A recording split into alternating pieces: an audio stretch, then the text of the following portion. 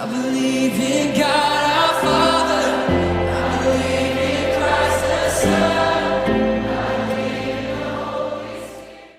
I believe in God our Father. I believe in Christ the Son. I believe in the Holy Spirit. I believe in God our Father. உலகத்தினுடைய ஆசீர்வாதம், உலகத்தினுடைய எல்லா காரியங்களும் நமக்கு வேண்டும் என்று சொன்னால் நம்ம என்ன பண்ணணும்? பிரயாசப்பட்டதான் அது கிடைக்கும், இல்லைன்னா நமக்கு கிடைக்காது. ஆண்டவர் நிறைய நேரங்கள் நம்முடைய வாழ்க்கையில நம்ம பிரயாசப்படாம எதுவுமே நமக்கு கிடைக்காது. அதனால நம்ம எந்த அளவுக்கு நம்ம முயற்சி செய்யணுமோ அந்த அளவுக்கு தேவன் நம்முடைய வாழ்க்கையில என்ன பண்ணுவார்? ஆண்டவர் ஆசீர்வதிப்பார். இந்த ஈசாக்குடைய வாழ்க்கையில நம்ம பிரயாசப்பட்டால் ஆண்டவர் அவரை 100 மடங்கு ஆசீர்வதித்தார். நம்ம பிரயாசப்படும் பொழுது, அதுக்கு உழைக்கும் பொழுது, அல்லது நம்ம கடினமாக ஒரு வேலை செய்யும் பொழுது அதனுடைய பலன் நமக்கு கிடைக்கும். அதனுடைய பலன் நமக்கு கிடைக்கும். அதனால நம்ம என்ன செய்யணும்னா, எந்த ஒரு பிஸ்னஸோ ஒரு வியாபாரமோ எது நீங்க செஞ்சாலும் அதுக்கு நீங்க என்ன பண்றீங்க? முதலீடு வைக்கணும், முயற்சி பண்ணணும், அதுக்காக உழைக்கிறீங்க, அதனுடைய பலன் கிடைக்கிறது. அதே போல நம்முடைய வாழ்க்கையிலும் சரி, ஆவிக்குரிய ஆசீர்வாதங்கள் நமக்கு வேண்டும். குடும்பத்துல தரித்திரம் இருக்குது, வியாதி இருக்குது, கஷ்டம் இருக்குது, கடன் பிரச்சனை இருக்குது, இதையெல்லாம் நம்ம போக்க வேண்டும் சொன்னா நம்ம யாருக்கிட்ட போறோம்? கர்த்தரிடத்துல போய் நம்ம அதிகமா என்ன பண்ணணும்? ஜெபிக்கும் போது கர்த்தர் நம்ம என்ன பண்ணணும்? ஆண்டவர் ஆசீர்வதிப்பார். நிறைய நேரங்கள நம்ம முயற்சி பண்றதுல, அதனால ஆண்டவர் நம்ம என்ன பண்றதுல? ஆசீர்வதிக்கிறதுல. நிறைய நேரம் நமக்கு தோல்விக்கு வர்றது காரணம் என்னன்னா, நம்ம எது எடுத்தாலும் ஒரு ஏமாத்தனமா இருக்கணும். அப்படின்னா கர்த்தர் கண்டிப்பா என்னை ஆசீர்வதிப்பாரு அப்படின்னு சொல்லி ஒரு எய்மோட நீங்க போகும்போது தான் கர்த்தர் நம்ம என்ன பண்ணலாம்? ஆசீர்வதிப்பார். நீங்க வாசித்தீங்கன்னா வேதத்துல 6 காரியங்களை கண்டிப்பாக நம்ம செய்யணும். முதலாவது ஈசாக்குடைய வாழ்க்கையில காணப்பட்ட காரியங்கள் என்னன்னா, கீழ்ப்படிதல் இருந்துச்சு. ரெண்டாவது தேன புருஷனா இருந்தான். மூன்றாவது அவன் தாய் தகப்பனுக்கு கீழ்ப்படிந்திருந்தான். நான்காவது சகோதரனுடைய சிநேகம் இருந்துச்சு. அஞ்சாவது அவன் ஒரு ஜெப வீரன். ஆறாவது அவன் விட்டு கொடுக்கிறவனாய் காணப்பட்டான். இந்த 6 காரியங்கள் உங்களுடைய வாழ்க்கையில இருக்கும்போது தேவன் உங்களை என்ன பண்ணலாம்? 100 மடங்கு ஆண்டவர் ஆசீர்வதிப்பார். வேதத்துல அநேக இடங்களில நம்ம பார்க்கிறோம். இந்த ஈசாக்கை குறித்து பார்க்கும்போது ஈசாக்குடைய அவருடைய குணநலங்கள், அவருடைய வம்ச வரலாறை பார்க்கும்போது ஆதியாகம புஸ்தகம் 26ஆம் அதிகாரம் 12வது வசனம். ஈசாக்கு அந்த தேசத்தில் விதை விதைத்தான். கர்த்தர் அவனை ஆசீர்வதித்தினார். அந்த வருஷத்தில் 100 மடங்கு பலன் அடைந்தான். அவன் ஐஸ்வர்யவனாகினாலே வர வர விருத்தி அடைந்தான். மகா பெரியவனானான். அவனுக்கு ஆட்டு மந்தையும் அநேக பணிவிடைக்காரர்கள் இருந்தபடினாலே பெலிஸ்தர் அவன் பேரில் பொறாமை கொண்டு. இந்த ஈசாக்கின் அனுபவத்தை பார்க்கிறோம். இந்த ஆபிரகாம் அல்லது முதலாவது ஆபிரகாம், இரண்டாவது ஈசாக்கு அப்படின்னு சொல்லப்படுது. ஆபிரகாமுக்கு ஒரே மகன் ஈசாக்கு பிறந்தான்னு சொல்றாங்க. ஈசாக்கு பஞ்ச காலத்துல அவன் விதைக்கும் போது கர்த்தர் அதை என்ன பண்ணாரா? விளைய செய்தார். ஏன் அதை விளைய செய்தார் என்று சொன்னால், கர்த்தர் கூடவே இருந்தார். நீங்க ஆபிரகாமை நீங்கள் எடுத்துக்கொண்டீங்க சொன்னா, ஆபிரகாமுக்கு ஆண்டவர் ஒரு வாக்குத்தத்தம் கொடுத்தார். என்ன வாக்குத்தத்தம் சொன்னா, ஆகாயத்து நட்சத்திரங்களை போலவும் கடலை மணலை போலவும் உன் சந்ததியை நான் என்ன பண்ணுவேன்? ஆசீர்வதிப்பேன், பெருகப்படுவேன் என்று சொல்லி ஆண்டவர் வாக்குத்தத்தம் கொடுத்தார். ஆனாலும் கூட ஆபிரகாமுடைய வாழ்க்கையை பார்க்கும்போது ஆபிரகாம் ரொம்ப வயதாகிவிட்டான். ரொம்ப வயதாகிவிட்டதுனால கர்த்தர் அவனுடைய கர்ப்பத்தின் கடிகளை அடைத்து விட்டார் என்று சொல்லி அவன் வயதாகிவிட்டு எண்ணிக்கொண்டிருந்தான். சாதாரண வாழ்க்கையில் பார்த்தீங்கன்னா அப்படித்தான் இருந்துச்சு. ஆனால் கர்த்தர் என்ன பண்ணாரு? வாக்குத்தத்தத்தின் பிரகாரமாக 90 வயதுல ஆண்டவர் என்ன பண்ணாரு? அருமையான ஒரு ஆண் குழந்தை கொடுத்தார். அதாவது ஈசாக்கு பண்ணார். ஈசாக்கு சொன்னால் நகைப்பு, ஈசாக்கு சொன்னால் இரக்கம் உள்ளவர் என்று சொல்லி நம்ம பார்க்கிறோம். அப்படிப்பட்ட ஈசாக்கு அந்த தேசத்திலே விதைக்கும் போது எல்லா இடத்துல பஞ்சமா இருக்கும் பொழுது, எல்லா இடத்திலும் மழை இல்லாத இருக்கும் பொழுது, எல்லா இடத்திலும் பயங்கரமான பஞ்சத்தின் காரணமாக ஈசாக்கு விதை விதைத்தது மட்டும் கர்த்தர் ஆசீர்வதித்தார்.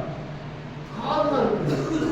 ஆண்டவரை உயர்த்தும் பொழுது, ஆண்டவரை வேலை ஸ்தலத்திலே, உங்களை கம்பெனி ஸ்தலத்திலே, இங்க இருக்கிற இடத்துல ஆண்டவரை உயர்த்தும் பொழுது என்ன காரணம் சொன்னா, ஆண்டவருக்கு நீங்க எப்படி இருக்க வேண்டும்? கீழ்ப்படிந்ததா இருக்க வேண்டும். ஆபிரகாம் கீழ்ப்படிந்தான், ஈசாக்கு கீழ்ப்படிந்தான். அவங்க அப்பா பலி செலுத்துவது அப்படியே கீழ்ப்படிந்து போனான். அப்படி கீழ்ப்படிந்ததுனால தான் கர்த்தர் என்ன பண்ணான்? ஆசீர்வதி. ஆண்டவர் ஆபிரகாமுக்கு வாக்குத்தத்தம் கொடுத்தார். யாருக்கு? ஆபிரகாமுக்கு ஆண்டவர் வாக்குத்தத்தம் கொடுத்தார். என்ன வாக்குத்தத்தம்? கர்த்தர் அவனுக்கு தரிசனமாகி நீ எட்டுக்கு போகாமல் நான் உனக்கு சொல்லும் தேசத்திலே குடியிரு. நான் உனக்கு சொல்லும் இந்த தேசத்திலே நீ குடியிரு. ஆண்டவர் சொன்ன அந்த தேசத்திலே நீங்கள் குடியிருக்கும் போது ஆபிரகாமின் சொல்லுக்கு கீழ்ப்படிந்தபடினால், விதிகளை, கற்பனைகளையும், நியாயங்களையும், நியாயப்பிரமாணங்களையும் கை கொண்டபடியினால், ஆண்டவருடைய வார்த்தைக்கு கீழ்ப்படிந்தபடியினால் கர்த்தர் அவனை என்ன பண்ணலாம்? ஆண்டவர் அவனை ஆசீர்வதித்தார். இன்றைக்கு நம்முடைய வாழ்க்கையில் சரி, 100 மடங்கு ஆசீர்வாதம் வேண்டும் என்று சொன்னால் நாம் பிரயாசப்பட்டாலும் என்ன பண்ண முடியும்? அதை பெற்றுக்கொள்ள முடியும். நீங்க நிறைய நேரத்தில் நம்ம பிரயாசப்படுறதுல, அதனால நம்ம என்ன பண்றதுல ஆசீர்வாதத்தை நம்ம பெற்றுக்கொள்ள போறதுல. ஆதியாகமம் 3:19 வாசிக்க வேண்டாம். ஆண்டவர் தேவனாகிய கர்த்தர் வெளியின் சகலவிதமான மிருகங்களிலும் ஆகாயத்து சகலவிதமான பறவைகளிலும் மண்ணினாலே உருவாக்கி ஆதாம் அவளுக்குள் என் பேரிடுவாக்கி ஆதாம் அவளுக்குள் என் பேரிடுவான் என்று பார்க்கும்படி அவர்களை அவனிடத்தில் கொண்டு வந்தார். அந்தந்த ஜீவ சந்துக்களும் ஆதாம் எந்தெந்த பேரிட்டானோ அதுவே அதற்கு பேராயிற்று. மண்ணிலிருந்து எடுக்கப்பட்டு நீங்க எங்க போவ? மண்ணுக்கே திரும்புவாய். பூமியிலிருந்து எடுக்கப்பட்ட நீ பூமிக்கே திரும்ப வேண்டும். உன் முகத்தை வேர்வினால் ஆகாரம் புசிப்பாய். நீ மண்ணிலிருந்து நீ மண்ணா இருக்கிறாய், நீ மண்ணுக்கே திரும்பாய். அப்போ உழைக்கணும்னு சொல்றாரு. மனிதனுடைய வாழ்க்கையில நம்ம ஆரம்ப கட்டத்திலே தேவன் நம்ம என்ன பண்ணிக்கிறாரு? உழைக்க வேண்டும். எப்படி உழைக்க வேண்டும்னா, நீ பூமியிலிருந்து எடுக்கப்பட்டா நீ பூமிக்கே தான் திரும்புவாய். அதனால ஒரு மனிதனுடைய வாழ்க்கையில அந்த ஆதாம் ஏதேன் தோட்டத்தை உண்டாக்கி அவர் வைத்த பிறகு அங்க என்ன பண்ணார்? ஆண்டவர் அவரை உழைக்க சொன்னார். வேர்வை, உன் முகத்தினுடைய வேர்வையும் ஆகாரம் புசிப்பாய். உழைக்கணும்.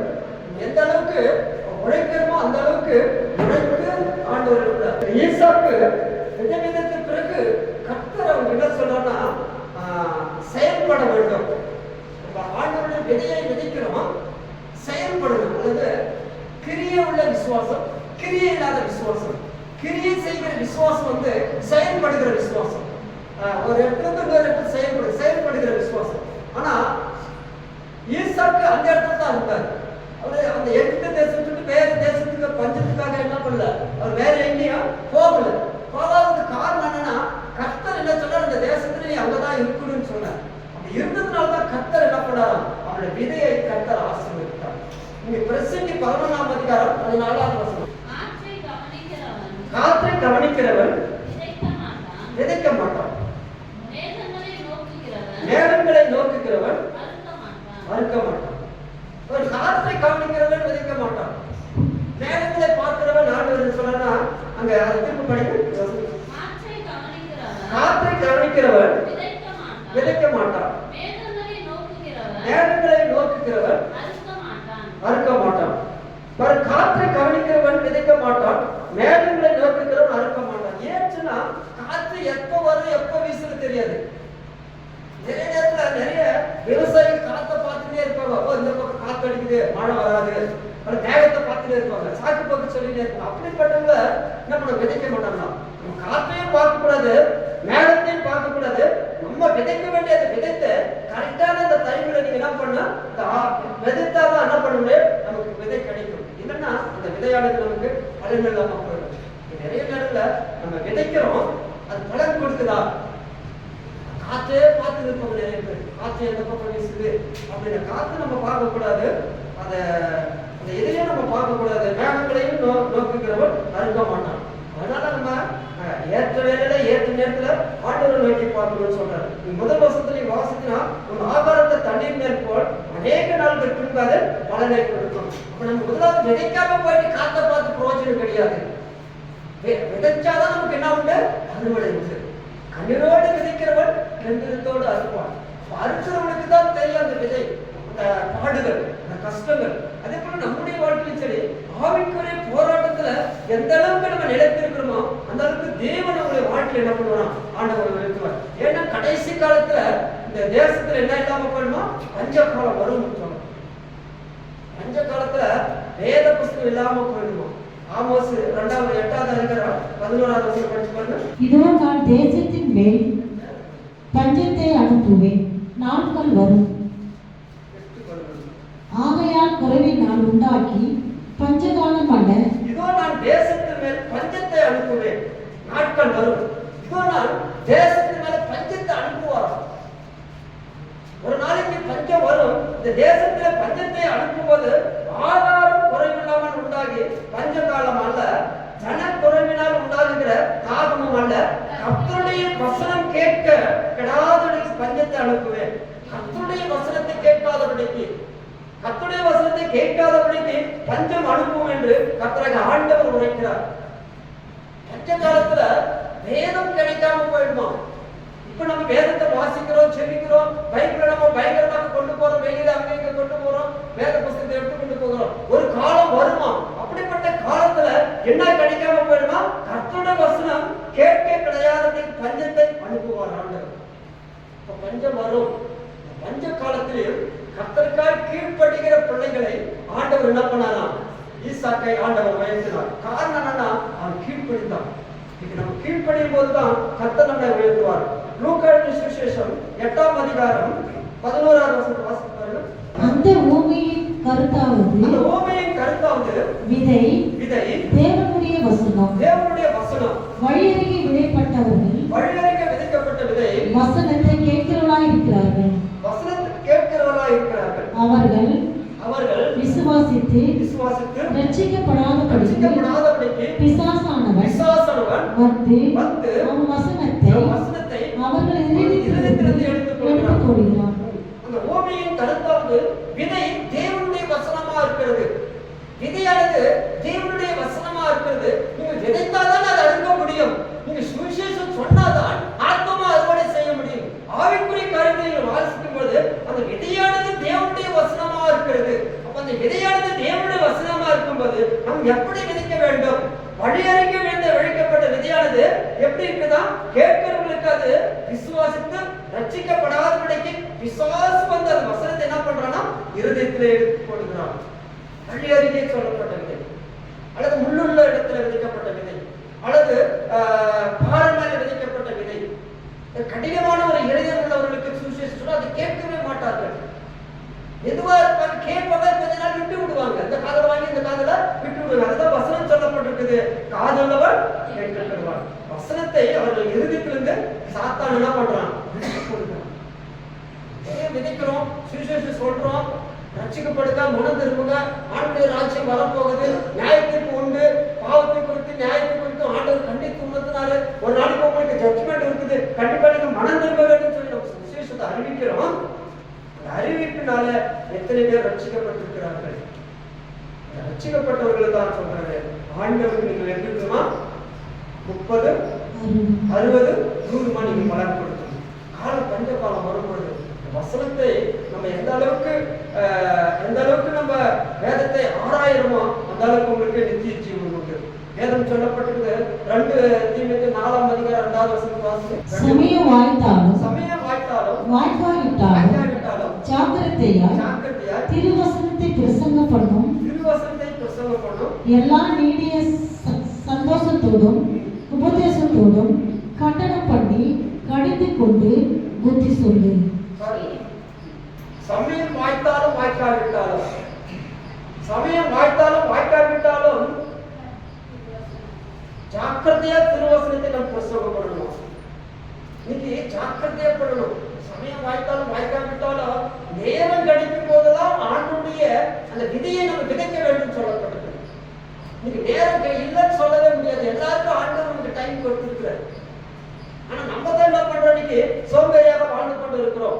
திருவசனத்தை வசனத்தை பிரசங்கம் பண்ண எல்லா நீடிய சாந்தத்தோடும் உபதேசத்தோடும் கண்டனம் பண்ணி கடிந்து கொண்டு புத்தி சொல்லுன்னு சொல்றேன். புத்தி சொல்லணும். வேத வசனம் எதை சொல்லுதுன்னா, சமயம் வாய்த்தாலும் வாய்க்காவிட்டாலும் ஜாக்கிரதையா திருவசனத்தை நீங்க என்ன பண்ணணும், பிரசங்கம் பண்ணணும். ஏன்னா பிரசங்கம் பண்றவங்களுக்கு அந்த சுவிசேஷம் அவங்க கேட்கும்படி நம்ம பிரசங்கம் பண்ணணும். நம்ம அவங்க உபதேசத்துல அவங்களுக்கு கடிந்து கொள்ளணும், அவங்களுக்கு என்ன பண்ணணும், உபதேசிக்கணும். அவங்களுக்கு நீதி சாதத்தோட பொறுமையோடு அவங்களுக்கு சொல்ல, ஒருவேளை அவங்க அந்த வசனத்தை கேட்கறதுக்கு அவங்களுக்கு மனது இல்லாம இருப்பாங்க, அவங்க வேற ஏதோ சிந்தனையில் இருப்பாங்க. நம்ம எப்படின்னா சமயம் வாய்த்தாலும் வாய்க்காவிட்டாலும் வசனத்தை கொண்டு போய் நம்ம என்ன பண்ணணும், கொடுக்கணும். அவங்களுக்கு சொல்லணும், சுவிசேஷத்தை சொல்லணும். அப்படி சொல்லிட்டீங்கன்னா ஆண்டவர் உங்களுடைய வாழ்க்கை, ஆண்டவர் அந்த விதையானது அது ஒரு நாளைக்கு பலன் கொடுக்கும். 100 மடங்கு உங்களை ஆசீர்வதிக்கும் சொல்லி நீங்க ஆசைப்பட வேண்டும் சொன்னால், நீங்க பிரயாசப்பட்டதான் உங்களுடைய வாழ்க்கை ஆசீர்வாதமா இருக்கும். மற்ற 4 நாள் அவர் பிரயோஜனமாக மனுஷன் அப்பத்தினால மாத்திரமல்ல தேவனுடைய வாயிலிருந்து புறப்படுகிற ஒவ்வொரு வார்த்தையும் பிழைப்பான் என்று எழுதியிருக்கிறதே என்றார். தேவனுடைய வாயிலிருந்து புறப்படுகிற வார்த்தை யாருடைய வாயிலிருந்து புறப்படுகிறது? தேவனுடைய வாயிலிருந்து புறப்படுகிற ஒவ்வொரு வார்த்தையும் பிழைப்பான் என்று எழுதியிருக்கிறது. ஆண்டவருடைய வார்த்தை ரொம்ப முக்கியம். அந்த வார்த்தை தேவனுடைய வசனம் சொல்லப்பட்டிருக்குது. அந்த தேவனுடைய அந்த விதைதான் தேவனுடைய வார்த்தை என்று சொல்லப்பட்டிருக்குது. அந்த விதைதான் ஒரு நாளைக்கு நமக்கு என்ன கொடுக்கும், பலனை கொடுக்கும் என்று சொல்லப்பட்டிருக்குது. நீங்க உபாகமம் 8ஆம் அதிகாரம் 3ஆவது வசனத்தை வாசிங்க. அவர் உன்னை சிறுமைப்படுத்தி உன்னை பசியினால் வருத்தி மனுஷன் அப்பத்தினால் மாத்திரமல்ல கர்த்தருடைய வாயிலிருந்து புறப்படுகிற ஒவ்வொரு வார்த்தையினாலும் பிழைப்பான் என்பதை உனக்கு உணர்த்தும்படிக்கும் நீயும் உன் பிதாக்களும் அறியாதிருந்ததை மன்னாவினால் உன்னை போஷித்தார். பாருங்க, உனக்கு உணர்த்தும்படிக்கு நீ உன் பிதாக்களுக்கு அறியாததா மன்னாவினால் உன்னை போஷித்தார். இந்த விதையானது என்னது? மன்னா அப்படின்னு சொன்னாங்க. இஸ்ரவேலர்களுடைய வாழ்க்கையில் பாத்தீங்கன்னா, அவர்களுடைய சிறுமைப்படுத்தின காலத்துல உன்னை பசியினால் வருந்தி மனுஷன் அப்பத்தினால் மாத்திரமல்ல கர்த்தருடைய வாயிலிருந்து புறப்படுகிற ஒவ்வொரு வார்த்தையும் பிழைப்பார். சேமிப்படுத்தி நம்மை அடிமைப்படுத்தி ஆண்டவர் பசியினால அந்த காலத்துல நம்ம இருக்கும்போது இஸ்ரவேலர்களுடைய வாழ்க்கையில பார்க்குறது, கர்த்தர் என்ன பண்ணாராம், அவர்களுக்கு ஒரு நாளும் குறைவில்லாமல் ஆண்டவர் என்ன கொடுத்தாராம், மன்னாவை கொடுத்து போஷித்து வந்தார். கர்த்தரை தேடுகிற பிள்ளைகளுக்கு, கர்த்தருடைய வார்த்தை அதை அசட்டை பண்ணாதவர்களுக்கு, அந்த வார்த்தைக்கு கீழ்ப்படுகிற பிள்ளைகளுக்கு, அந்த வார்த்தைக்கு செவி கொடுக்கிற பிள்ளைகளுக்கு ஆண்டவர் சொல்கிற ஒரு வார்த்தை என்ன சொன்னார், ஒவ்வொரு வார்த்தையும் அவர் பிழைப்பார். கர்த்தருடைய வாயிலிருந்து புறப்படும் அந்த வார்த்தை ரொம்ப முக்கியம். அந்த வார்த்தை இங்க ரொம்ப முக்கியம் என்று சொல்லப்பட்டிருக்கு. அந்த வார்த்தையினால்தான் நமக்கு என்ன உண்டு, உழைப்பு என்று சொல்லப்பட்டிருக்கு. கர்த்தருடைய வார்த்தை நீங்கள் எந்த அளவுக்கு கேட்கிறீங்களோ அந்த அளவுக்கு தேவனுடைய வாழ்க்கையை நம்ம ஆண்டவரை உயர்த்துவார். இங்க நம்ம ஆண்டவருடைய வார்த்தை கேட்கிறோமோ அது எப்படிப்பட்டவராய் நம்ம பார்க்கணும், நம்ம ஆராய்ந்து பார்க்க வேண்டும். லூக்கா சுவிசேஷம் 18:14 படி, நீதிமானாக்கப்பட்டவன் தன் வீட்டுக்கு திரும்பி போனான் என்று உங்களுக்கு சொல்லுகிறேன். ஏனெனில் தன்னைத்தான் உயர்த்துகிறவன் தாழ்த்தப்படுவான், தன்னை தாழ்த்துகிறவன் உயர்த்தப்படுவான். அதுக்கு முன்னாடி நீங்க பாத்தீங்கன்னா 2 பேரும் ஜெபத்துக்கு போறாங்க, ஆயக்காரர் பரிசேயர். யாருடைய ஜெபம் கேட்கப்படுது? பரிசேயருடைய ஜெபம். தன்னை தாழ்த்துக்கூடிய ஜெபம் கேட்கப்படுது, அவன் வீட்டுக்கு போறான்னு சொல்லப்படுது. தன்னை எந்த அளவுக்கு நம்ம தாழ்த்துக்கிறோமோ அந்த அளவுக்கு தேவனுடைய என்ன பண்ண ஆண்டவர் உயர்த்துவார். நம்ம நீதிமான், நம்ம உத்தம பரிசுத்தவான் சொல்லி நம்ம இன்னைக்கு என்ன பண்றது, நம்ம புகழக்கூடாது. நம்ம ஆண்டவருக்குள்ள இருக்கும்போது கர்த்தர் நம்ம என்ன பண்ணுவோம், ஆண்டவர் நம்ம உயர்த்துவார்.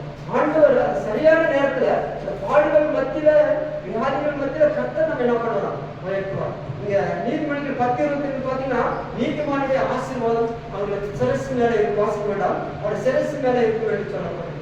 அப்ப கர்த்தருடைய ஈசாக்கு விதைத்து 100 மடங்கு அறுவடை செய்யும் போது பெரிஸ்தர்கள் அவங்களை கண்டு என்ன பண்ணலாம், பொறாமை கண்டார்கள். இன்னைக்கு நம்முடைய வாழ்க்கையிலும் சரி, அநேகம் நம்மை கண்டு பொறாமைப்படுவார்கள்.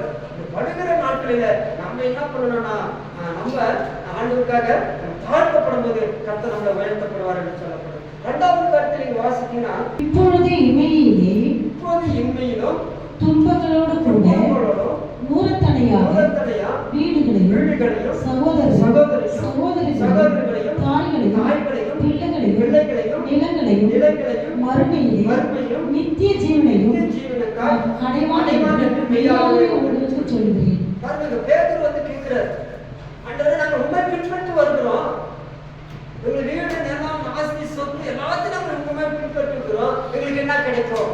நீங்க நிறைய கிறிஸ்துவோட வாழ்க்கை அப்படிதான், சபைக்கு போறோம், எனக்கு என்ன கிடைக்கும்? நீ கடன் பிரச்சனை தீர்வா, என் வியாதி தீர்வா, என்னோட பிரச்சனை தீர்வான்னு கேட்கிறேன். ஆனா பேதுரு அதுதான் கேட்கிறார், உங்க கூடவே வருகிறோம், நீங்க எங்க போனாலும் உங்களை பின்பற்றி வருகிறோம், அவனை பின்பற்றி வரும்போது எங்களுக்கு என்ன கிடைக்கும் அப்படின்னு கேட்கிறேன். அப்ப ஆண்டவர் என்ன சொல்றாரு, எல்லாத்தையும் நீங்க பின்பற்றி வரீங்க பரவாயில்ல, ஆனால் வறுமை அந்த வசந்த நிலங்களையும் வறுமையில் நித்திய ஜீவனை அடைவாங்க என்று மெய்யாகவே உங்களுக்கு நித்திய ஜீவன் உண்டு. ஆண்டவரை பின்பற்றி போனீங்கன்னா எல்லாத்தையும் விட்டுட்டு வந்தீங்கன்னா இன்மையில இந்த உலகத்திலே துன்பங்கள் பாடுகள் கஷ்டங்கள் போராட்டங்கள் எல்லாத்தையும் நீங்க விட்டு வீடுகள் சகோதர சகோதரிகள் தாய் பிள்ளைகள் நிலங்கள் எல்லாத்தையும் விட்டுட்டு வந்தீங்கன்னா உங்களுக்கு என்ன கிடைக்கும்? வாலிபனை பார்த்து ஆண்டவர் அதுதான் கேட்டார், நீ என்னை பின்பற்றி வர வேண்டும் என்று சொன்னால், என்னையோட பின்பற்றி வர வேண்டும் என்று சொன்னால், நீ எல்லாத்தையும் விட்டு தரித்திரப்பட்டு என் பின்னே வர வேண்டும் என்று சொன்னார். அந்த வாலிபன் துக்க முகத்தோடு திரும்பி போய்விட்டார். நீங்க எத்தனை கிறிஸ்துவுடைய வாழ்க்கையிலே வறுமைகள் வந்தவுடனே, கஷ்டங்கள் வந்தவுடனே, பாடுகள் வந்தவுடனே பின்வாங்கி கொண்டு போயிருக்கிறார்கள். நிறைய கிறிஸ்துவ பின்வாங்கி போயிருக்கிறார்கள். அப்படி இல்லாம முதலாவது மத்திய 6:33 சொல்றது, முதலாவது ராஜ்யத்தின் நீதியை தேடுங்கள், அப்போது நீங்கள் எல்லாம் என்ன பண்ணலாம்? கூட கொடுக்கப்படும். முதலாவது ஆண்டவரை தேடணும். ஆண்டவரை தேடினாதான் கர்த்தர் என்ன பண்ணுவாரா? எல்லாருக்கும் ஆண்டவர் கொடுப்பார். விவசாயி சோறு நிலத்துல பயிர்லாம் பலன் இல்லைன்னா என்ன பண்றான்? சோறு போகிறது. அடுத்த வருஷம் ஆண்டவர் எனக்கு என்ன பண்ணுவாரு? இரட்டிப்பான ஒரு ஆசீர்வாதம் கொடுப்பாரு, திரும்ப அதை இரட்டிப்பா கொடுப்பாருன்னு சொல்லி அவங்களுக்குள்ள அந்த தைரியம் இருக்கு. இதே போல நம்ம வாழ்க்கையும் சரி, அப்படிப்பட்ட ஒரு தைரியம் இருக்கும்போது கர்த்தர் நம்ம வாழ்க்கை என்ன பண்ணார்? ஆண்டவரை ஆசீர்வதிப்பார். நிறைய நேரங்கள்ல நமக்கு சோர்ந்து போகவே கூடாது. ஆண்டவர் நம்மளை ஆசீர்வதிச்சாலும் பரவாயில்ல, இம்மையில நமக்கு ஆசீர்வாதம் இல்லைனாலும் பரவாயில்ல, வறுமையில ஆண்டவருக்கு ஆசீர்வாதம் இல்லைனாலும் பரவாயில்ல, நமக்கு உலகத்துல வந்து என்ன உண்டு? அந்த பரலோகத்துல நமக்கு நித்திய ஜீவன் உண்டு. நம்ம அந்த அழைக்கப்பட்ட அந்த அழைப்புல உண்மையா இருந்தாதான் கர்த்தர் உங்களுடைய வாழ்க்கையில என்ன பண்ணலாம்? ஆசீர்வதிப்பார். ஒரு 100 மடங்கு உங்களுக்கு ஆசீர்வாதம் வேணும்னு சொன்னா நீங்க செயல்படணும், நீங்க நம்ம கடுமையா உழைக்கணும். உழைச்சாதான் அதோடைய ஆசீர்வாதத்தை பெற்றுக்கொள்ள முடியும். வசனம் சொல்லுது, நீங்க நீதிமொழி 28 வாசிப்படா, உண்மையுள்ள மனுஷன் பரிபூர்ண ஆசீர்வாதத்தை பெற்றுக்கணும். உண்மை இல்லாத மனுஷன் பரிபூர்ண ஆசீர்வாதத்தை பெறமாட்டான் என்று சொல்லப்படுது. அப்ப நம்ம உண்மையா இருக்கும்போது தான் கர்த்தர் நம்ம வாழ்க்கையில என்ன பண்ணார்? ஆண்டவர் ஆசீர்வதிக்கப்படும் என்று சொல்லப்படுது. கடைசியா நீங்க வாசிக்கினா எலியா நம்ம போல ஒரு ஆடுள்ள மனிதனாக இருந்தாலும் அவர் கருத்தா ஜெபம் பண்ணாரு. இந்த ஜெபத்தை கேட்டு என்ன பண்ணார்? ஆண்டவர் மழையை நிறுத்தினார். அந்த அளவுக்கு ஆண்டவரோட ஒரு நல்ல ஒரு தொடர்பு இருந்துச்சு. இது நமக்கு அப்படி இருக்குதா? யாரோட தொடர்பு? எலியா நம்ம போல ஒரு ஆடுள்ள மனிதனாக யாக்கோபு விருப்பம் 5ஆம் அதிகாரம் 17ஆம் வசனத்தில் வாசிக்கும்போது 17 வாசிக்க ஜெபம் பண்ணார். ஆண்டவர் நம்ம ஆசீர்வதிக்கணும், நம்ம குடும்பம் நல்லா இருக்கணும், பிள்ளைங்க நல்லா இருக்குன்னா நம்ம ஜெபிக்கணும். நம்ம ஜெபிக்கும் போது தான் ஆண்டவர் நம்மளை உயர்த்துவார். நம்ம ஜெபிக்காம ஆண்டவரே எனக்கு அதுவாக இது வேணும்னு சொன்னா ஆண்டவர் தரவே மாட்டார். அவர் கருத்தா ஜெபம் மாட்டார். எதுக்காக ஜெபம் மாட்டாரு? ஆண்டவரே இந்த காலத்துல பஞ்சம் வந்துச்சு, இந்த பஞ்சத்துல ஜனங்களுக்கு எப்படின்னா மழை வேணும்னு சொல்லி அவர் கருத்தா ஜெபம் மாட்டார். மழை ஸ்டாப் பண்ணணும்னு சொல்லி கருத்தா ஜெபம் மாட்டார். அந்த ஜெபம் கேட்கப்பட்ட ஜெபமா இருக்கு. எலியா நம்மை போல பாடுள்ளவர்கள், நம்மை போல பாடுகளை நிறைந்த ஒரு மனிதனாக இருந்தால்தான் இந்த பாடுகளை ஆண்டவர் என்ன பண்ணாராம்? பார்த்து கர்த்தர் அவருடைய ஜெபத்தை கேட்டார். கலாச்சார 6:7 நீங்க வாசித்தீங்கன்னா, மனுஷன் எதை விதிக்கிறானோ அதுதான் அறுக்க முடியும். நன்மையானதை எதிர்த்துனா நன்மையானதை நீங்க அறுக்க முடியும், தீமையானதை விட்டுனா தீமையானது தான் நம்ம அறுக்க முடியும். நன்மையான காரியங்களை நம்ம விதைக்க வேண்டும். ஏன்னா இந்த பூமியில இந்த உலகத்துல இருக்கிறது கொஞ்ச காலம் தான் நம்ம இருக்க போறோம். கடைசி வரைக்கும் நம்ம இருக்கும்னு சொல்ல கிடையாது. ஆனா அந்த கொஞ்ச காலத்திலையும் சரி நம்ம என்ன பண்ணோம்? நன்மையானதை நம்ம இருக்க வேண்டும். நன்மையானதை நீங்க செய்து வாசிங்க. 7:8 மோசம் போகாதிருங்கள். தேவன் தம்மை பரியாசம் பண்ண விட மாட்டார். மனுஷன் எதை விதைக்கிறானோ அதை அறுப்பான். தன் மாம்சத்திற்கென்று விதைக்கிறவன் மாம்சத்தினால் அழிவை அறுப்பான். ஆவிக்கென்று விதைக்கிறவன் ஆவியினாலே நித்திய ஜீவனை அறுப்பான். மோசம் போகாதிருங்கள். அப்போஸ்தலர் பவுல் எழுதும்போது நீங்க மோசம் போவாதீங்க. ஏன் சொன்னா நீங்க மோசம் போறதுன்னா, நீங்க விதைக்கிறது மாம்சத்துக்கு நீங்க விதைக்கிறீங்க. மோசம் தேவன் தம்மை பரியாசம் பண்ண விட மாட்டார். மனுஷன் எதை விதைக்கிறானோ அதே அறுப்பான்னு சொல்லப்பட்டது. அப்ப எதை விதைக்கிறோமோ அதுதான் நம்ம அறுக்க முடியும். நம்ம பிள்ளைகளுக்கு எதை கற்றுக் கொடுக்கணுமோ அதுதான் அந்த பிள்ளைகளும் செய்வாங்க. தாய் தகப்பன் எதை எதிர்பார்க்கிறாங்களோ அவங்க எப்படி அவங்களோட வாழ்க்கை இருக்குதோ அதுக்கு நம்ம பிள்ளைகளுடைய வாழ்க்கை அப்படித்தான் இருக்கும். இப்ப ஆண்டுடைய வாழ்க்கையை நீங்க வாசிக்கும் பொழுது அப்ப தாய் தகப்பனுக்கு எப்படி இருக்காலும் அவங்க பிள்ளைகள் அப்படித்தான் இருப்பாங்க. கிராமத்துல ஒரு பழமொழி சொல்லுவாங்க, தாய் போல பிள்ளை அப்படின்னு சொல்லுவாங்க, சேலை போல நூல் அப்படின்னு சொல்லுவாங்க. தாய் எப்படி இருந்தா அந்த குடும்பம் அப்படித்தான் இருக்கும். அந்த குடும்பம் பாத்தீங்கன்னா அந்த குடும்பத்துக்கு அது பேர் ஒரு குடும்பத்துக்கு ஒரு பேர் வைப்பாங்க. அந்த பேர் பாத்தீங்கன்னா அந்த குடும்பத்துக்கு ஏற்ற மாதிரி அவங்க அப்படித்தான் இருப்பாங்க. இப்ப நம்ம ஆண்டவர் நம்மளை பரியாசம் பண்ண விட மாட்டார். தேவன் நம்மளை பரியாசம் பண்ண விட மாட்டார். மனுஷன் எதை விதிக்கிறானோ அதை தான் அறுப்பான். தன் மாம்சத்தை விதிக்கிறவன் மாம்சத்தை அழிவை அறுப்பான். ஆவிக்கென்று விதிக்கிறவன் ஆவியிலே நித்திய ஜீவன் அறுப்பான். ஆவியிலே அந்த நித்திய ஜீவன் ஆவிக்குரிய காரியங்களை விதைக்கும் போது ஆண்டவர் நம்மளை என்ன பண்ணுறான்? ஆண்டவர்களை அதிகமாக ஆண்டவர்களை ஆசீர்வதிப்பார். நீங்க யாக்கோபு 3ஆம் அதிகாரம் 13வது வசனம் வாசிப்பார்கள். கனியானது நீதியான கனியானது சமாதானத்தை நடப்பிக்கிறவர்களாலே சமாதானத்தை நடப்பிக்கிறதுமான சமாதானத்திலே விதைக்கப்படுகிறது. சமாதானத்திலே விதைக்கிறது. நீதியானது நீதியாகிய கனியானது சமாதானத்திலே நடப்பிக்கிறது போல சமாதானத்திலே அந்த விதைக்கப்படுகிறது. அந்த சமாதானம் அந்த விதை அறுக்கும் பொழுது அந்த விவசாயிக்கு என்ன இருக்கும்? சந்தோஷமா இருக்கும். பலன் அவன் அடையிறான், அவன் காத்து கொண்டிருக்கிறான், அதனுடைய பலனை அடைகிறான். அந்த பலனை அடையும் போது அவனுக்கு ரொம்ப சந்தோஷமா இருக்கிறது. இதே போல நம்முடைய வாழ்க்கையிலும் சரி, நம்ம பலனை எதிர்பார்க்காம உழைக்கும் பொழுது ஆண்டவர் அதை என்ன பண்ணுறான்? அந்த நீதியின் கனியாக்கிய சமாதானத்தை ஆண்டவர் நமக்கு கொடுக்கிறார். அந்த சமாதானத்துடைய அந்த விதைக்கப்படுகிறது. ஒரு மனிதன் மரணத்தை பார்க்கும்போது அதை நம்ம என்ன பண்றோம்? நம்ம சொல்றோம் மரணம்னு சொல்றோம், ஆனா வசனம் என்ன சொல்றோம்? அது விதைக்கிறோம். மரணத்தை நம்ம என்ன பண்றோம்? அடக்கம் பண்றோம். மருத்துவ அடக்கம் பண்றோம். அது என்ன சொல்றது ஆண்டவர்? அது விதை என்று சொல்லப்படும். ஏன் அந்த விதையானது என்ன கொடுக்குமா? பலனை கொடுக்கும். இந்த விதையானது நமக்கு பலனை கொடுக்கும் என்று சொல்லப்படும். சொல்லுவதுக்குள்ள முதலாவது இந்த ஈசாக்கு இந்த விதை விதைக்கும் பொழுது அவன் 100 மடங்கு அறுவடை செய்வது அவங்களுடைய வாழ்க்கை என்னாச்சு? 6 காரியங்கள் இருந்துச்சு. முதலாவது அவன் கீழ்ப்படிந்தான், ஏன புசனா இருந்தான், தாய்க்கு அவன் கீழ்ப்படிந்தான், சிநேக சகோதரனா இருந்தான், ஜெப வீரனா இருந்தான், விட்டு கொடுத்தான், 100 மடங்கு ஆசீர்வதித்தான். இந்த 5 காரியங்களை நம்முடைய வாழ்க்கையில இருக்க வேண்டும். முதலாவது நீங்க பாருங்க, இந்த வசனத்தை வாசித்தீங்கன்னா ஆதியாகமம் 22:7 வசனம். அப்பொழுது ஈசாக்கு தன் தகப்பனை ஆபிரகாமை நோக்கி என் தகப்பனே என்றான். அதற்கு அவன் என் மகனே இதோ இருக்கிறேன் என்றான். அப்பொழுது அவன் இதோ நெருப்பு கட்டையும் இருக்கிறதே, தகனப்பலிக்கு ஆட்டுக்குட்டி எங்கே என்று கேட்டான். அதற்கு ஆபிரகாம் என் மகனே தேவன் தமக்கு தகன பலியாக ஆட்டுக்குட்டியை பார்த்துக் கொள்வார். சரி, அப்போது ஈசாக்கு தகப்பன் ஆபிரகாமை நோக்கி தகப்பனே என்றான். அதுக்கு அவன் என் மகனே இதோ இருக்கிறேன் என்றான். அப்பொழுது அவன் இதோ நெருப்பு கட்டையும் இருக்கிறது, தகன பலியும் ஆட்டுக்குட்டி எங்கே என்று கேட்டான். பிறகு ஆபிரகாமுக்கு ஒரே மகன் ஈசாக்கு, அவனுக்கு ஏறக்குறை 15 வயசு இருக்குன்றாங்க. அவனுக்கு 15 - 20 வயசு வரைக்கும் இருக்கும். யாருக்கு? ஈசாக்கு. ஒரே மகன். உன் தாய் தகப்பன் ஆண்டவர் பாக்கியத்தை கொடுத்த ஒரு மகன். ஆண்டவர் 100 வயதான காலத்துல பிறந்த ஒரு மகன். அப்ப ஆண்டவர் சொல்றாரு, உன் மகனை நீ என்ன பண்ணணும்? பலி செலுத்தணும் அப்படின்னு சொல்லிட்டாரு. ஆபிரகாமுக்கு எப்படி இருக்கு பாருங்க, நமக்கு கொஞ்சம் எப்படி இருக்கு பாருங்க. குழந்தையே இல்லாம ஒரு 10 வருஷத்துக்கு ஒரே ஒரு ஆண் குழந்தை பிறந்துன்னு வச்சுக்கலாம். அதே குழந்தை ஆண்டவர் பலி செலுத்த கேட்கிறார். நரக பலி விடணும், பலி செலுத்தணும். ஆபிரகாம் என்ன பண்ணா தெரியுமா? அப்படியே கீழ்ப்படிந்து தன் மகனுக்கு என்ன பண்ணாரு? போனார். அவன் கூட 2 வேலைக்காரர்களும் போனாங்க, விறகு கட்டிகளா போனாங்க. அங்க போய் கொஞ்சம் தூரம் போனோடனே நான் ஈசாக்கு கேட்கிறேன், ஏன்பா கட்டை இருக்குது, விறகு இருக்குது, நெருப்பு இருக்குது, எல்லாம் இருக்குது, ஆட்டுக்குட்டி எங்கன்னு கேட்கிறான். அவனுக்கு அறிவு தெரிந்த அறிவு இருந்துச்சு. அவன் ஒரு வாலிபன், 15 வயசுல இருந்து 20 வயசு வரைக்கும் இருக்கும். அவன் அப்பாவை பார்த்து கேட்கிறான்.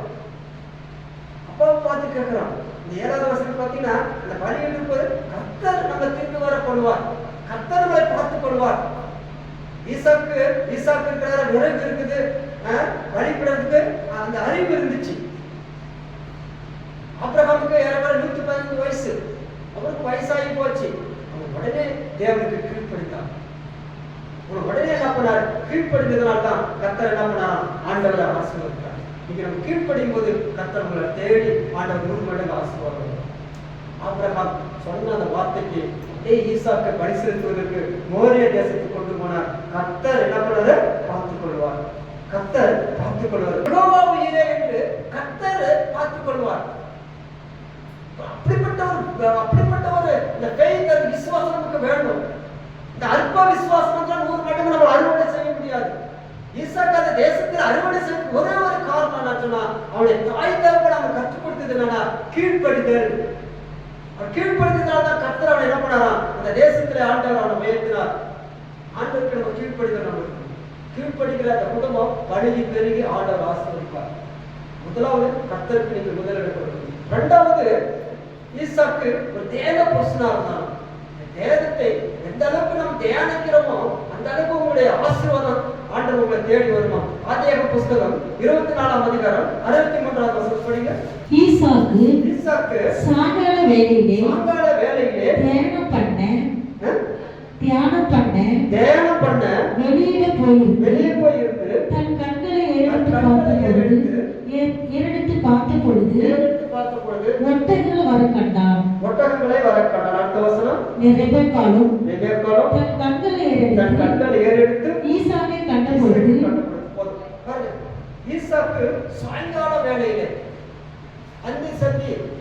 சாயங்கால வேளையிலே அவன் என்ன பண்றானா, தியானம் பண்ணி வெளியே போயிருந்தான். தேவ பிரச்சனா இருந்தான். வேதத்தை தியானிக்கிறவனா இருந்தான் ஈசாக்கு. இன்னைக்கு நம்ம வேதத்தை தியானிக்கிறமா இருக்கிறோமா? நமக்கு 100 மடங்கு ஆசீர்வாதம் வேணும்னு சொல்றோம். நமக்கு உலகத்துக்குரிய ஆசீர்வாதம் வேணும்னு சொல்றோம். ஆனா நம்ம தேவ பிரச்சனா இருக்கிறோமா? அதுக்காக பிரயாசப்படுறோமா? சாயங்காலம் வரைக்கும், காலையில வரைக்கும் அவன் தியான பிரச்சனா இருந்தான். அவனுடைய ஆபிரகாம், அவனுடைய வேலைக்காரன் எலியேசர், ஆண்டவர் என்ன பண்ணாரு? என்னுடைய மகனுக்கு ஒரு திருமணத்தை, ஒரு பெண் பார்க்க வேண்டும் என்று சொன்னோடனே, ஆனால் ஈசாக்கு என்ன பண்றாருன்னா, அவர் எங்கேயும் போகல, தியான பிரச்சனா இருந்தான். வேதத்தை தியானம் பண்ணி கொண்டிருந்தார். இரவும் பகலும் தியானமா இருக்கிற மனுஷன். இந்த வேதம் நமக்கு வெளிச்சமா இருக்குது.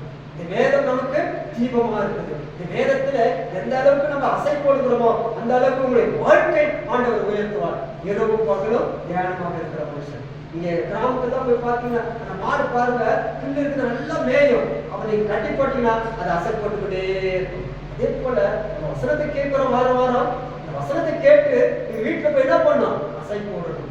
வசனத்தை தியானம் பண்ண, ஒரு வசனம் தியானம் பண்ண போதும். எல்லா வசனத்தையும் தியானம் பண்ண நம்மளால முடியாது. ஒரே ஒரு வசனம், கர்த்தர் இரவும் பகலும் தியானமாக இருக்கிற மனுஷன் பாக்கியவன். இரவும் பகலும் வேதத்துல தியானமா இருக்கிற மனுஷன், வேதத்தை நேசிக்கிற மனுஷன், வேதத்துப்படி நடக்கிற மனுஷன், வேதத்துக்காக கீழ்ப்படிக்கிற மனுஷன் யாரு? பாக்கியவான். வேதத்துப்படி நம்ம இருக்கிறோமா? மார்த்தாள் மரியாள் என்ன பண்ணுங்க? ஆண்டவருடைய பாதத்தில் உட்கார்ந்து கொண்டிருந்தார். மரியாள் ஆண்டவருடைய பாதத்தில் உட்கார்ந்து கொண்டிருந்தார். மார்த்தாள் உலக வேலைகளை செஞ்சு கொண்டிருந்தார். நிறைய கிறிஸ்துவனுடைய வாழ்க்கையில உலக வேலை தான் முக்கியத்துவம் கொடுக்குறாங்க. அப்புறம் உங்களுக்கு 100 மடங்கு ஆசீர்வாதம் வரும். நம்ம விதைய விதைக்காம எப்படி இருக்கும்? நம்ம வேலைக்கே போகாம எப்படி சம்பளம் வரும்? சோம்பேறியா இருந்தா எப்படி நமக்கு சம்பளம் கிடைக்கும்? எப்படி பணம் வரும்? இந்த குடும்பத்துல இருந்து தரிசிக்கிறாரு. இதுதான் சாலமோன் ஞானி இருக்கிறார். நீ யாருக்கு போய் கற்றுக்கொள்ள வேண்டும் சொன்னா, நீ எறும்புக்கு போய் கற்றுக்கொள்ள சொல்றாரு. எறும்புக்கு உடல் இல்லை, எதுவுமே இல்லை, ரொம்ப சின்னது. உலகத்துல இருக்கிற எல்லா மிருகத்தோட ரொம்ப சிறிய ஒரு சின்னது. ஆனா அது பாருங்க, நீங்க எறும்பு கிட்ட போய் கற்றுக்கொள்ளுன்னு சொல்லுங்க. எறும்பு நீங்க பாருங்க, அது ஒரு ஒழுக்கத்தை கற்றுக் கொடுக்குது. அது சாரசாரையா போகும், ஒழுக்கமா போகும். நம்முடைய வாழ்க்கையில் அப்படிப்பட்ட ஒரு சின்ன பொருள் இருந்து நம்ம கற்றுக்கொள்ளும் போது தான் கர்த்தர் உங்களுடைய வாழ்க்கையில என்ன ஆண்டவர் வைத்தார். முதலாவது சொன்னா, அவன் ஈசாக்கு ஆபிரகாம் பலி செலுத்தும் போது ஈசாக்கு கீழ்ப்படிந்து போனதுனால கர்த்தர் 100 மடங்கு ஆசீர்வாதத்தை பெற்றுக் கொண்டார். இரண்டாவது அவருடைய வாழ்க்கையில இருந்தது என்னது? தியான புருஷனாக தான். தியானம், வேதத்தை தியானம் பண்ணலாம். ஆண்டவர் உங்களுக்கு அந்த ஞானத்தின் கண்களை, பசுத்தாவுடைய கண்களை உங்களுக்கு கொடுப்பார். மூன்றாவது, அவன் தாய் தகப்பனுக்கு அந்த ரெபெக்காளுக்கு ஒரு ஆறுதல் இருந்துச்சு. என்ன இருந்துச்சுன்னா, வாசிங்க 24:67 வசனம். அப்போது ஈசாக்கு ரெபெக்காளை தன் தாய் சாராளுடைய கூடாரத்துக்கு அழைத்துக் கொண்டு போய் அவளை அவளை தனக்கு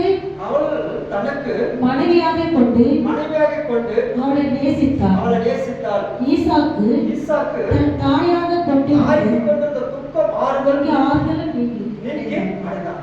தன் தாய்க்கு ஒரு ஏக்கம். ஈசாக்கு கண்டிப்பா என்ன ஆகணும், திருமணம் ஆகும்னு சொல்லி ரொம்ப அவளோடு இருந்தாலும்.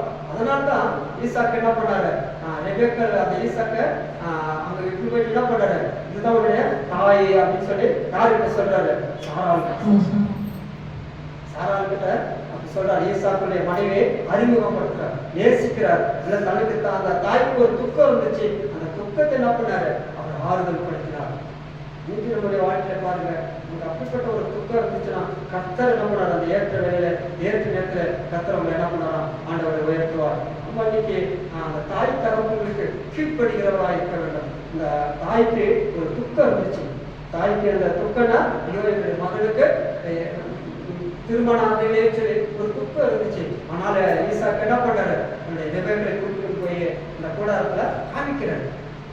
இனி நீ சந்தோஷமா இரு அப்படின்னு சொல்றாரு, இனி நீ சந்தோஷமா இரு அப்படின்னு சொல்றாரு. இன்னைக்கு நம்மளுடைய வாழ்க்கையில சரி விட்டு கொடுக்கும் போது தான் கர்த்தர் நம்முடைய வாழ்க்கையில மூன்றாவதாக நீங்க வாசிக்கும் போது மூன்றாவதாக நீங்க வாசிக்கணும். முதலாவது நம்மளை கீழ்ப்படியும், இரண்டாவது தியான புஸ்தகங்களும், மூன்றாவது நம்முடைய தாயுடைய ஆறுதலை நீக்கிட்டு சொல்லப்படுது. இன்னைக்கு எத்தனை பேருக்கு தாய் தகவல் கீழ்ப்படியாம இருக்கிறாங்க. நல்ல வசதி இருக்கும், பணம் இருக்கும், ஆனா அந்த அவங்களுடைய அப்பா அம்மா எங்க இருப்பாங்க, அநாத ஆசிரமத்தில் இருப்பாங்க, கீழ்ப்படியா இருப்பாங்க. ஈசாக்கு அந்த கர்த்தருடைய பிள்ளை, அபிஷேகம் பண்ணப்பட்ட பிள்ளை, ஆபிரகாமுடைய விசுவாசத்துடைய பிள்ளை. அவங்க அப்பா ஆபிரகாம் ஈசாக்கு சொல்லி கொடுத்திருப்பாரு, இப்படிலாம் இருக்கணும், இப்படிலாம் செய்யணும்னு சொல்லி செயல்பட்டிருப்பாரு. அதனால கர்த்தர் அவனை உயர்த்தினார். சாதாரணமா நம்ம ஒரு ஆண்டவர் நம்மளை உயர்த்தலாம், ஆண்டவர் நமக்கு ஒரு ஏதோ ஒரு அனுகிரகம் நம்ம மேல இருந்ததால் தான் ஆண்டவர் நம்மளை உயர்த்துவார். அந்த ஆறுதல் தேவனா இருக்கும்.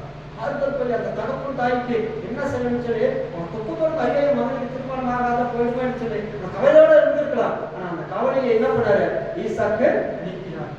துக்கத்தை ஆண்டவர் என்ன பண்ணாரு, சந்தோஷமா மாற்றுவார். உங்க துக்கம் உங்களுடைய துக்கம் எதுவாக இருந்தாலும் சொல்லி உங்கள் துக்கம் சந்தோஷமா இருக்கு.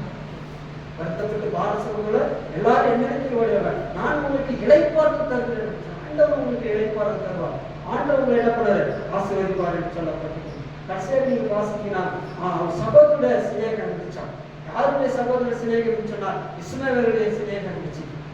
இஸ்மவேல் ஒரு திரும்பி போயிட்டாலும் கூட சரி, தன்னுடைய தகப்பன் அடக்கம் பண்ணப்படுவதற்கு இஸ்மவேலுக்கு ஆள் அனுப்பி அவனுக்கு சொல்லி அவன் என்ன பண்றான், திரும்பி வந்து 2 பேரும் சேர்ந்து ஆபிரகாமை அடக்கம் பண்றாங்க. காரணம் ஒரு சகோதரருடைய சிநேகம் இருக்கணும், சகோதரருடைய அந்த ஐக்கியம் இருக்கணும். இது நிறைய நேரத்தில் அந்த ஐக்கியம் இல்லாம போயிடும். வசனம் என்ன சொல்றது, சகோதரர்கள் ஒருமித்து வாசம் பண்ணது எவ்வளோ இன்பமும் நன்மையும் கிருபையுமானது. ஐக்கியம் ரொம்ப முக்கியம். ஒரு குடும்பம் போல ஒரு ஐக்கியம் போல இருக்கும். ஆனா ஈசாக்கு என்ன பண்ணாரு, இஸ்மவேல் தூர போயிட்டாலும் கூட திரும்பி போனாலும் கூட அவனுடைய தகப்பனுக்காக என்ன பண்ணாரு, அடக்கம் பண்ணுவதற்கு அவனை ஆள் அடித்து அவனை வர வச்சு அந்த சந்தோஷமா 2 பேரும் சேர்ந்து என்ன பண்றாங்க, அதை அடக்கம் பண்றாங்க. சகோதரருடைய ஐக்கியம் ரொம்ப முக்கியம். இங்க நிறைய குடும்பங்கள் சபைகள் உடைஞ்சு போறது ஐக்கியம் இல்லாம போயிடும். ஐக்கியம் ரொம்ப முக்கியமா இருக்கு. 100 மடங்கு உங்களை ஆசீர்வதிச்சுன்னா ஐக்கியம் இருக்கு. கடைசியாக பாத்தீங்கன்னா ஈசாக்கு வந்து ஒரு ஜெபகரமாக இருந்தான். வாசிங்க 25 ஆதியாகமம் 25:21. மலடியா இருந்த தன் மனைவியாக ஈசாக்கு கர்த்தரை நோக்கி வேண்டுதல் செய்தார். கர்த்தர் அவன் வேண்டுதலை கேட்டறிந்தார். அவன் மனைவி ரெபெக்கா கர்ப்பம் தரித்தார். பாருங்க, கர்த்தரை நோக்கி அவன் வேண்டுதல் செய்தான். யாருக்காக வேண்டுதல் செய்தான், தன்னுடைய பிள்ளைக்கு, தன்னுடைய மனைவி குழந்தைக்காக, ஒரு குழந்தை பார்த்து வேண்டுறதுக்காக அவன் என்ன பண்ணான், நோக்கி ஆண்டவரை நோக்கி ஜெபம் பண்ணான். இன்னைக்கு நம்ம ஆண்டவரை நோக்கி ஜெபிக்கிறோமா, ஜெபவீரனா இருந்தான். ஃபர்ஸ்ட் நம்ம பார்த்தோம் ஒரு தியான புருஷனா இருந்தான்னு சொல்லி பார்த்தோம். அவன் மலையேறிய தன் மனைவிக்கு கர்த்தரை நோக்கி வேண்டுதல் செய்தான். கர்த்தர் அவன் வேண்டுதலை கேட்டறிந்தார். அவன் மனைவி ரெபெக்கா கர்ப்பம் தரித்தார். பாருங்க, அவனுக்கு ஏற்கனவே 40 வயசுல திருமணம் ஆச்சு. 60 வயசுல தான் ஆண்டவர் என்ன பண்ணாரு, ஒரு குழந்தை கொடுத்தார். ஏறக்குறைய 19 வருஷம் தன்னுடைய மனைவிக்காக அவன் ஜெபிக்கிறான். யாருக்காக ஜெபிக்கிறான், மனைவிக்காக ஜெபிக்கிறான். ஒரு குழந்தை பிறகு திருமணம் ஆகிட்டு எந்தெந்த கோயிலுக்கு போறோம், ஆண்டவர் விட்டுட்டு எங்க போறாங்க. அண்ணாள் கற்பவதியாக ஆண்டவரை தேடி போனான். அண்ணா கர்த்தரை தேடி போனான். அதனால அவளுடைய முகம் வெக்கப்பட்ட முகமா தொப்பு முகமா இருந்தா அவருடைய முகம் எப்படி வச்சான்? ஆசீர்வாதமா. இப்ப யாரை தேடி போறோம்? ஒரு 19 வருஷம் தன்னுடைய மனைவிக்காக குழந்தைக்காக அவன் ஜெபிக்கிறான். 19 வயசுல ஜெபம் பண்ணதுனாலதான் கர்த்தர் என்ன பண்ணார் தெரியுமா? என்ன பண்ணாரு? பெரிய ஒரு ஆசீர்வாதம். யாக்கோபை ஏசாப்பாங்க. யாக்கோபு மூலமா 12 கோத்திரங்கள் பிறந்தது. 12 கோத்திரத்தின் மூலமாக இயேசு கிறிஸ்துடைய வம்ச வரலாறு வந்தது. 19 வருஷத்துடைய பலன் பெரிய கோத்திரங்களாக மாறிவிட்டது. ஹல்லேலூயா, ஹல்லேலூயா. அந்த ஜெபத்துக்கு ஆண்டவர் பலன் கொடுப்பார். ஜெபத்துக்கு ஆண்டவர் நமக்கு ஆசீர்வதிப்பார். இந்த ஜெபத்துக்கு ஆண்டவர் நமக்கு என்ன பண்ணாராம்? பலன் கொடுப்பார். நீங்க காத்திருக்க வேண்டும். எந்த அளவுக்கு நீங்க காத்திருக்கிறீங்களோ அந்த அளவுக்கு ஆண்டவர் உங்களை என்ன பண்ணுவாராம்? உயர்த்துவார். நீங்க நிறைய நேரங்கள்ல நம்ம வாழ்க்கையில நம்ம என்ன பண்றதுல காத்திருக்கிறதே இல்லை. வெயிட் பரிசுனா அதான் கசப்பா இருக்குது. யாருக்காவது பாவக்காய் பழம்னா யாருக்கு பிடிக்காது? யாருக்கா தெரிய கசப்பு. ஆனா அந்த பாவக்காய் பழம் சாப்பிட்டா உடம்புக்கு நல்லது. கெடுதல் சாராயத்தை கெடுதல் தான் அது பிடிக்கிறோம். ஆனா பாவக்காய் நல்லது சாப்பிடுறது அதை சாப்பிட மாட்டோம். நம்ம எல்லாத்தையும் எதிர்பாரா செய்யணும். ஆனா ஈசாக்கு 19 வருஷம் தன்னுடைய மனைவிக்காக ஜெபம் பண்ணார். அந்த அனுபவம் நமக்கு வேண்டும். அதனால்தான் அவன் 100 மடங்கு அறுவடை செய்தான். பஞ்ச காலத்துல கர்த்தர் அவன் விதை விதைத்ததை கர்த்தர் என்ன பண்ணாராம்? ஆண்டவர் என்ன பண்ணாராம்? ஆசீர்வதித்தார் என்று சொல்லப்பட்டிருக்கிறது. இங்க ஆதியாகமம் புத்தகம் 26ஆம் அதிகாரம் 15ஆம் வசனம் படிங்க. அவன் தகப்பனுடைய ஆபிரகாமுடைய மக்கள் அவருடைய வேலைக்காரர்கள் வெட்டின துறவிகள் எல்லாம் குறைத்து மண்ணிலே நிறைத்து போட்டார்கள். பாருங்க, இன்னைக்கு பாத்தீங்கன்னா ஈசாக்கு கஷ்டப்பட்டு வெட்டுறான். ஒரு கிணறு வெட்டுறது ரொம்ப கஷ்டம். இங்க கவனிங்க, ஒரு கிணறு வெட்டுறது ரொம்ப கஷ்டம். கிணறு வெட்ட உடனே அந்த என்ன பண்ணாங்க? பரிசுத்தர் அவங்க மேல பொறாமை கொண்டு அவன் வெட்டின அந்த குழியில என்ன பண்ணாங்க? நெருப்புறாங்க. அப்படியே நெருப்புறாங்க. அங்க இன்னொருத்தர் கஷ்டப்பட்டு ஒரு கிணறு வெட்டுறாரு. இல்ல நம்ம உங்களுக்கு புரியுற மாதிரி சொல்றோம். கஷ்டப்பட்டு ஒரு வீட்டை கட்டுறீங்க. கடைசியில ஒருத்தர் வந்து நம்ம இது என் வீடு என் வீடு இடம்னு சொன்னா விட முடியுமா? கேஸ் கோர்ட்டெல்லாம் போறோம். ஆனா அப்புறம் ஈசாக்கு என்ன பண்ணாரு? விட்டு கொடுத்துற. சரிப்பா எடுத்துக்குப்பா, என்னுடைய உழைப்பு தான் போச்சு, என்னுடைய கஷ்டம் தான் போச்சு, என்னுடைய பணம் தான் போச்சு, ஆனா இதுக்கெல்லாம் ஒரு நாளைக்கு என்ன கிடைக்கும்? பலன் கிடைக்கும் சொல்லிட்டு வந்துட்ட. வாக்குவாதம் பண்ணல. வாக்குவாதம் பண்ணல. இங்க வாக்குவாதம் பண்ணல. ரெண்டாவது திரும்ப வந்து அவங்க கைப்பர்களுக்கும் அவங்க ஈசாக்குடைய கைப்பர்களுக்கும் வாக்குவாதம் பண்றாங்க. திரும்ப வந்து சண்டை போடுறாங்க. தொடர்ந்து பின்னாடி வந்து கொண்டே இருக்கிறாங்க. சரி, அங்கதான் சண்டை போடுறான்னு சொல்ல விட்டு கொடுத்துட்டு வந்தாரு. திரும்ப ரெண்டாவது வந்த உடனே என்ன பண்ணாங்க? 19ஆம் வசனத்துல ஈசாக்குடைய வேலைக்கார பள்ளத்தாக்கள் வெட்டினார்கள். அங்கே சொரகல் விட்டுட்டாங்க. அங்கே கைப்பர்கள் வந்து என்ன பண்றாங்க? சண்டை போடுறாங்க. எங்க போனாலும் அவங்க என்ன பண்ண மாட்டாங்க? விடவே மாட்டாங்க. அடுத்த வசனம் பார்த்து 21ஆம் வசனம் 22ஆம் வசனம். வேறொரு துறவி வெட்டினார்கள். வேறொரு துறவி வெட்டினார். அதை குறித்து வாக்குவாதம் பண்ணினார்கள்.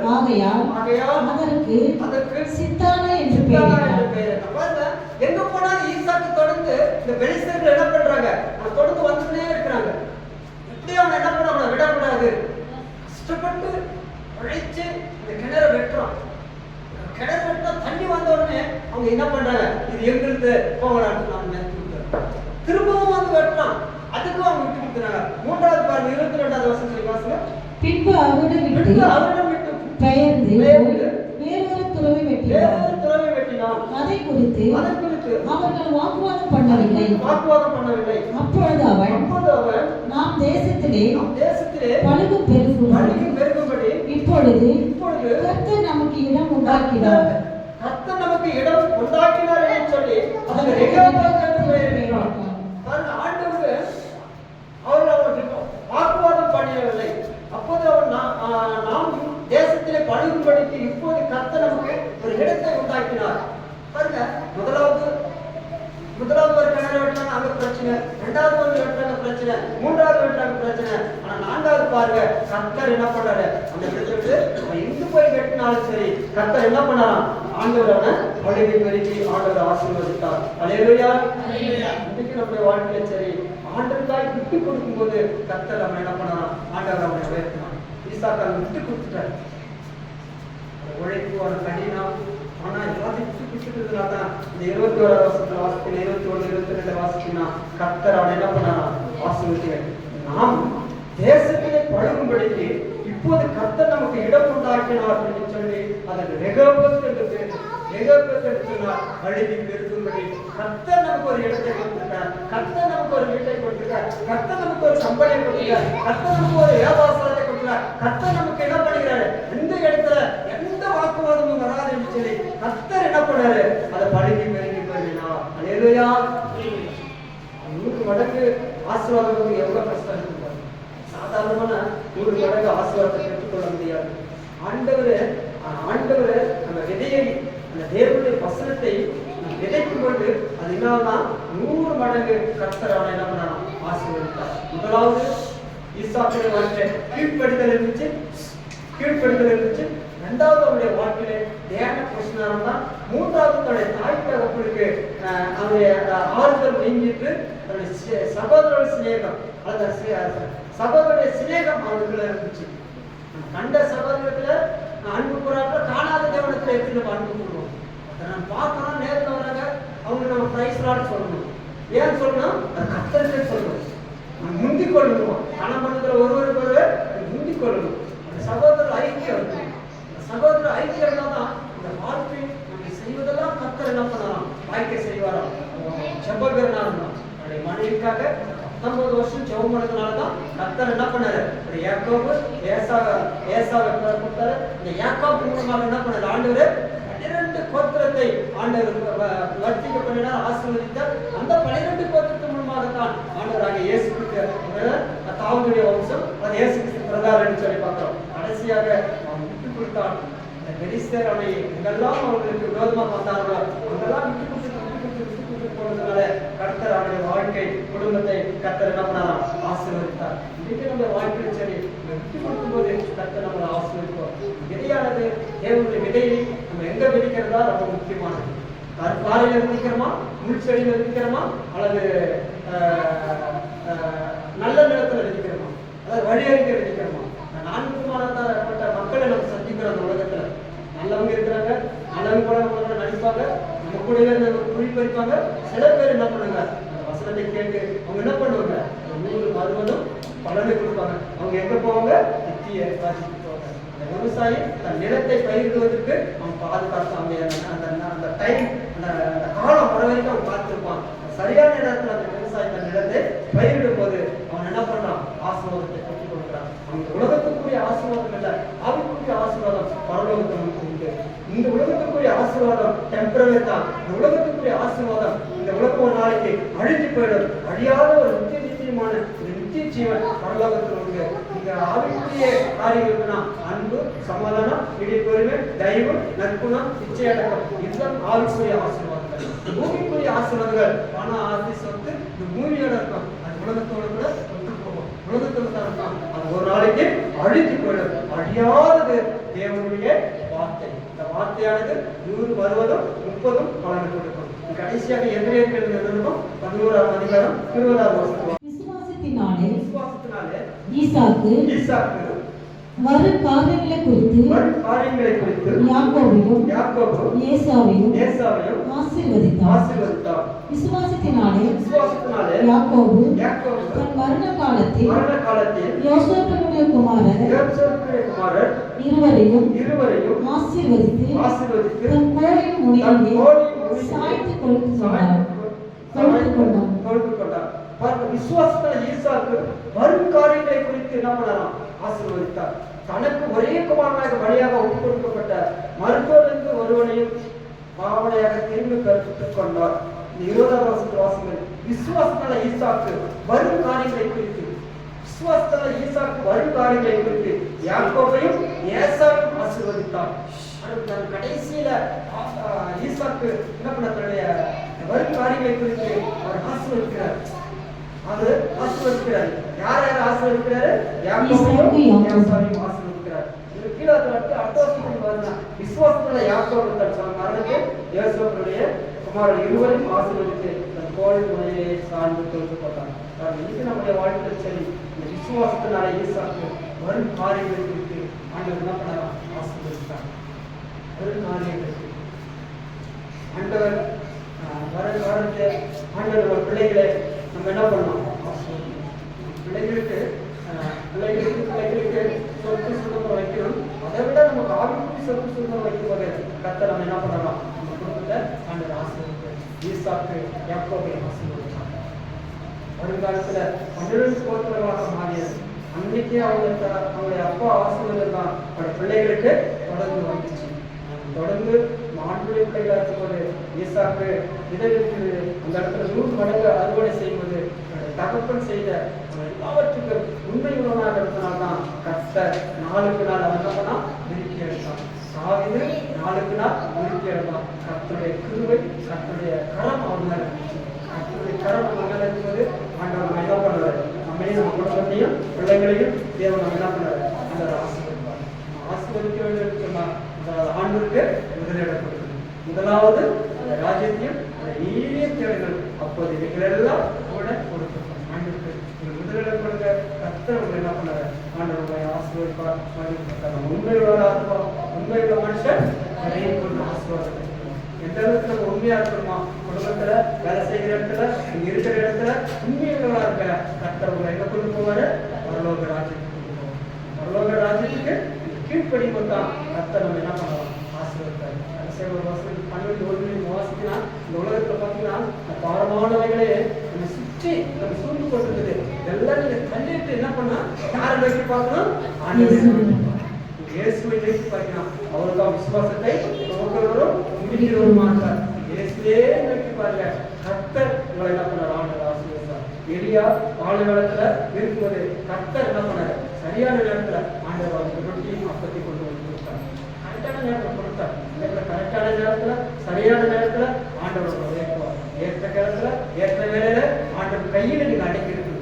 கர்த்தருடைய கையில நீங்க அடங்கி இருக்கும்போது தான் கர்த்தர் அவங்க என்ன பண்ணாரு? அவங்க பலத்த கைக்குள்ள நீங்க அடங்கி இருக்கும்போது கர்த்தர் அவங்க என்ன பண்ணாரு? உயர்த்துவார், ஆசீர்வதிப்பார், மகிழ்ச்சிப்படுத்துவார். தேவனாமின் வாசல்களை ஆசீர்வதிக்கிறார். ஜெபிப்போம். விசேஷமாக கர்த்தர் கேட்ட அந்த சத்தியத்தின்படி பரிசுத்த ஆவியானவர் உங்களிடத்தில் வரும்பொழுது நீங்கள் பலனடைந்து யூதேயா, சமாரியா, எருசலேம் முழுவதும் சாட்சிகளாக இருப்பீர்கள் என்று சொன்ன தேவன் ஆபிரகாமுக்கு அடுத்தது ஈசாக்கை அந்த பஞ்சத்திலும் விளைவாக ஆண்டவர் 3 மடங்கு நீர் அறுவடை செய்த செய்தி அவருடைய உழைப்பு, கடினம், தியான பிரசம், கீழ்ப்படிதல், விட்டுக் கொடுத்தல், விதைக்கும் போது ஆண்டவரே பாரத்தோடு விதைத்திருக்கலாம், கண்ணீரோடு விதைத்திருக்கலாம். அந்த விதையானது ஆண்டவரே அது பலனை கொடுத்தது என்று சொல்லி நாம் பார்க்கிறோம். ஒருவேளை ஆபிரகாம் தன்னுடைய மகனுக்கு ஈசாக்குக்கு கற்றுக் கொடுத்திருப்பார். அதை தான் அவன் செய்தான். அவன் தேவன் புஸ்தகம் கீழ்ப்படுத்தான், விட்டுக் கொடுத்தான். ஆண்டவருக்காய் சகோதரருடைய சிநேகம் இருந்துச்சு. கர்த்தர் அவனை அந்த தேசத்திலே அவனை உயர்த்திலே ஆசீர்வதித்து அதே போல் ஆண்டவரே இதை கேட்டுக்கொண்டிருக்கிற, பார்த்து கொண்டிருக்கிற உங்களுடைய வாழ்க்கையிலே ஆண்டவரே நாங்கள் அந்த விதையிடம் தேவனுடைய வார்த்தையை விதைக்கும் போது ஆண்டவரே அந்த 100, 60, 30 பலனை கொடுக்கும்படியாய் செபிக்கிறோம்.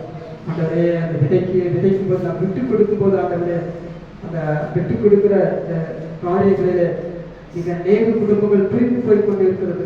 அநேக குடும்பங்கள் ஆண்டவரே நிலத்துக்காக, ஆண்டவர் பொருளுக்காக, வீட்டுக்காக அநேக அடித்தடிகள் கேஸுக்கு மாறிக்கொண்டிருக்குது. ஆனால் ஈசாக்கு விட்டுக் கொடுத்தான் ஆண்டவரே. இந்த கிணறை தோன்றுவது இவ்வளவு கடினமாக இருந்திருக்க மாட்டது, இவ்வளவு பாரமாக இருந்திருக்க மாட்டது. என்னுடைய உழைப்பெல்லாம் உழைத்து அந்த கிணறு வெட்டினான் ஆண்டவரே. ஆனாலும் அவனுக்கு பலன் இல்லாமல் போய்விட்டது.